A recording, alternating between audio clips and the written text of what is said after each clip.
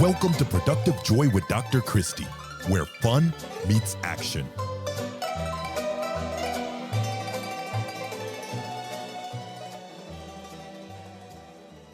Hi, friends. Welcome to Productive Joy.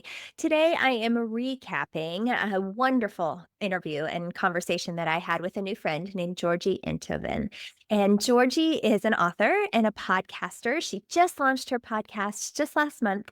And she is a really cool woman who has done a lot of things, lived in a lot of places, and has figured out how to make work worth it.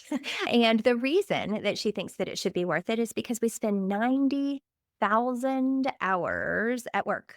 That's a third of our life. That's a long dang time. And the only thing, like we sleep that long as well. And so we really need to think about, is our income and our impact coming together?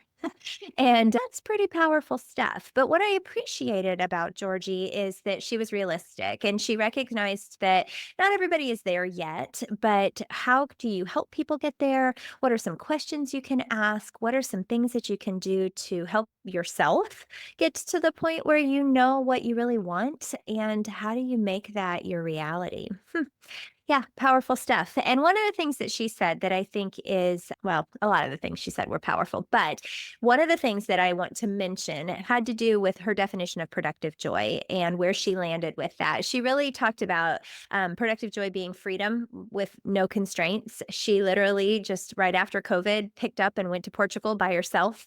She has 3 kids, but she went all alone and went to Portugal, and it was still barely open, and yet she got to just kind of eat when she felt like it and go to the beach or not, or jump in the water or not, and she didn't have any constraints, and that is when she got a very clear image of what she was supposed to do. That's where the impetus for her book, Work That's Worth It, came from, and everything she's doing with her life now.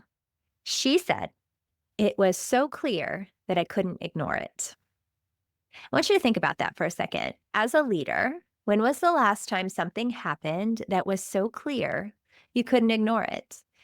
I feel that way about this podcast. So today is February 5th, and I launched my podcast on February 6th of 2024. So this is 1 year in, about 106 episodes or something, maybe 5. And I have learned some things. I have learned that one, I need to listen to myself because I had been talking about starting a podcast for probably a year or more before I actually did it. Now I'm a year in, and I can honestly say this has been one of the most productive joy creating things that I've ever done. I named the podcast Productive Joy because I really like the idea of making work fun. People quit things that aren't fun, right? We don't go on a second date if the first one was miserable. We don't go to a movie a second time if we didn't like it the first time. We quit things that aren't fun. But how often are we intentionally creating fun at work?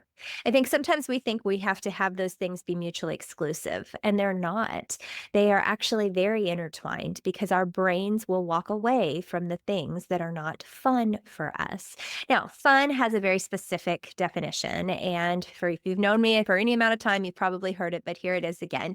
Fun means people feel valued and appreciated. Fun means people have a voice and they're allowed to use it.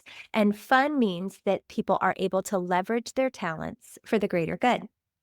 Fun doesn't mean happy hour for everybody. Fun doesn't mean talking to people for everybody. Fun doesn't mean listening to this podcast for everybody, but fun does mean that you feel valued and appreciated, that you have a voice and you're allowed to use it, and that you are able to contribute to the greater good by leveraging your talents. What are you doing to make work fun? That's why I started the podcast. I wanted to give leaders ideas for how they could do just that.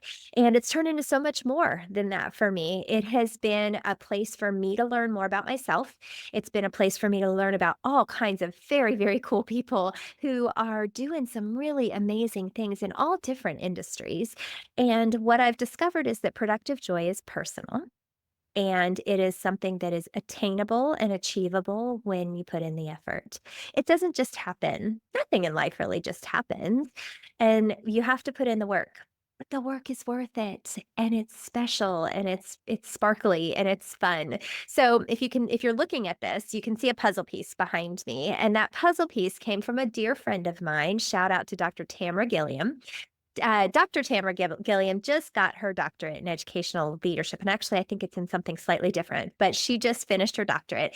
And I had the honor of sitting on her committee. And what that means is that I got to read her paper ahead of time and kind of coach her through the process of her hearing, which is where, if you're getting your doctorate, you have to defend the fact that you know what you're talking about. And I bring her up because she is productive joy for me. When I get to have a conversation with a colleague about what are you doing next and what does that look like and how do you feel about what you've done so far and what are you doing that brings you joy, that brings me joy. That's productive joy, the kind that moves somebody forward, that helps people figure out what they're doing and why they're doing it and what it's supposed to look like versus what it really does. It it's work that's worth it. That is truly what I'm trying to do in this space. And am I perfect? Oh, heavens no. And are there things that I have learned this year? Absolutely. And I am hopeful that I will continue to learn. And I'm hopeful that you'll continue to listen because the more you listen, the more you share, the more people this ends up in their algorithm and it shows up as something that they actually want to do. I have had people reach out to me just because they somehow found productive joy, but they can't unless you share it. So please do.